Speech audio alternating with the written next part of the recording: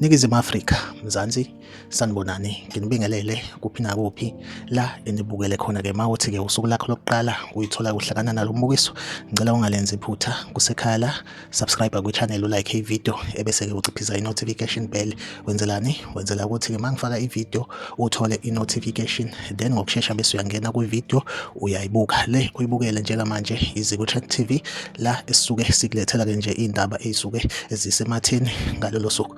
Kanza kwethu sikubhekela-ke nje kuy'gameko ezenzeka mihla namalanga la eMzansi. Kubikwa ukuthi-ke laphaya endaweni-ke yaseVerulam kuthiwa-ke kunamathuna laphaya ekuthiwa-ke ise-Wick Street Local Cemetery. Kuthiwa-ke kunabesilisa abane bahlezi behamba ngabane okukhalwa ngabo, ekuthiwa-ke bafika kula mathuna lawa behlale phezu kwawo babukele amavidiyo ocansi, then bese-ke benza-ke imikhuba yokusebenzisa isandla, benza ucansi lwesandla kahle kahle phecelezi ngolimi nje oludelelayo, bashaya indlwabu. Kuthiwa-ke abasebenzi bakamasipala okuyibona abahlanza le ndawo, kuthiwa-ke bagcine sebebikela onogada noma inkampani eqaphe indawo yaseVerulam ekuthiwa u-Reaction Unit South Africa. Kuthiwa-ke bazamile ukuthi bame lezo insukwana, kuthiwa-ke baphinde futhi babonakala benza esifanayo okumangazayo nokuphatha-ke umphakathi kakhulu.